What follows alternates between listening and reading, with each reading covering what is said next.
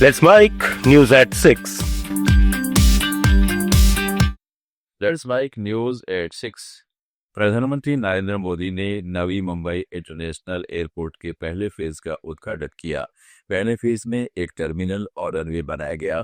अब ये इसकी क्षमता सालाना 2 करोड़ यात्रियों की है और रोजाना 600 फ्लाइट उड़ सकेगी। पहले फेज में करीब 19,647 करोड़ रुपए खर्च हुई है। एयरपोर्ट पर 4 टर्मिनल बनाए जाने हैं। सभी फेज का पूरी हो जाने के बाद एयरपोर्ट की क्षमता सालाना 9 करोड़ यात्री की हो जाएगी। वहीं रोजाना 300 फ्लाइट उड़ सकेगी। ये मुंबई का दूसरा इंटरनेशनल एयरपोर्ट होगा। इसका नाम किसान नेता टीबी पाटिल के नाम पर रखा गया है। प्रधानमंत्री ने कहा कि यह एयरपोर्ट इस क्षेत्र को एशिया के सबसे बड़े कनेक्टिविटी हब के रूप में स्थापित करने में बड़ी भूमिका निभाएगा। आज मुंबई को पूरी तरह से भूमिगत मेट्रो भी मिली है। इससे मुंबई में परिवहन और आसान होगा, लोगों का समय बचेगा। का लंबा इंतजार खत्म हुआ। मुंबई को अब अपना दूसरा इंटरनेशनल एयरपोर्ट मिल गया है।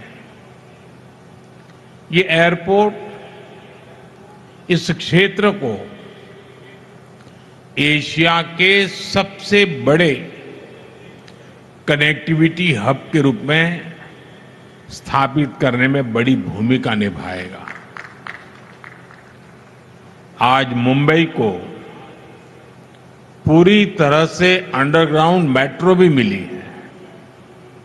इससे मुंबई में ट्रैवल और आसान होगा, लोगों का समय बचेगा। ये अंडरग्राउंड मेट्रो विकसित होते भारत का जीवंत प्रतीक है। मुंबई जैसे व्यस्त शहर में जमीन के नीचे और वो भी ऐतिहासिक बिल्डिंगों को सुरक्षित रखते हुए ये शानदार मेट्रो बनाई गई है। आंध्र प्रदेश के डॉक्टर बी.आर. अम्बेडकर कोनसीमा जिले के रायवरम में एक पटाखा फैक्ट्री में भीषण आग लग गई। हादसे में 6 लोगों की मौत हो गई। बुरी तरह झुलस गए शवों की पहचान कर पाना मुश्किल हो रहा है। कई लोग घायल हैं। मृतकों का आंकड़ा बढ़ने की आशंका है। एसपी राहुल मीणा ने बताया कि हादसे में मारे गए लोगों के शव बुरी तरह झुलस गए हैं। मृतक पटाखा फैक्ट्री के मजदूर हो सकते हैं। शवों की पहचान की जा रही है। रेस्क्यू ऑपरेशन जारी है। पटाखा फैक्ट्री के पास मैन्युफैक्चरिंग का लाइसेंस था। सीएम चंद्रबाबू नायडू ने एक्स पर लिखा, इस दुर्घटना में कई लोगों की जान जाने की खबर से गहरा दुख हुआ है। मैंने अधिकारियों से दुर्घटना के कारणों, वर्तमान स्थिति, राहत कार्यों और चिकित्सा सहायता के बारे में बात की है।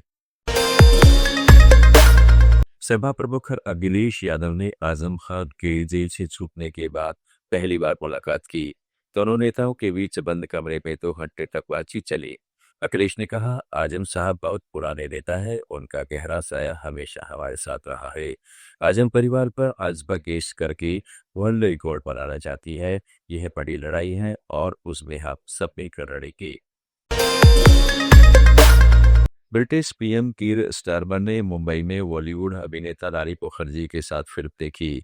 उन्होंने यशराज स्टूडियो का दौरा किया। इस दौरान उन्होंने सीईओ अक्षय विधानी से भी मुलाकात की। उन्होंने कौन सी फिल्म देखी, इसकी जानकारी अभी सामने नहीं आई है। स्टारमर आज ही मुंबई पहुंचे हैं। 2024 में प्रधानमंत्री बनने के बाद यह उनका पहला भारत दौरा है। उनके साथ व्यापार, संस्कृति और दूसरे क्षेत्र के 100 से अधिक लोगों का एक डेलीगेशन भी आया है, जिसमें आईटी, ऑटोमोबाइल सहित कई क्षेत्रों के कारोबारी भी शामिल हैं। यशराज फिल्म्स ने आज यह पुष्टि की है कि वह अपनी 3 बड़ी फिल्मों की शूटिंग 2026 की शुरुआत से यूनाइटेड किंगडम में करेगी। ब्रिटिश पीएम ने कहा है कि इस कदम से ब्रिटेन में 3000 से अधिक नौकरियां पैदा होगी। प्रधानमंत्री स्टारमर ने कहा, बॉलीवुड ब्रिटेन में वापसी कर रहा है। यह पार्टनरशिप भारत में ट्रेड डील के असली मकसद को पूरा करती है। इसी साल जुलाई में भारत ब्रिटेन के बीच फ्री ट्रेड एग्रीमेंट पर दस्तखत हुए थे। यह समझौता मकसद आपसी व्यापार को 2030 तक दोगुना करके 120 अरब डॉलर तक पहुंचाना है। आप सुन रहे थे let's make more than radio. Follow कीजिए हमें हमारे सोशल मीडिया प्लेटफॉर्म्स पर।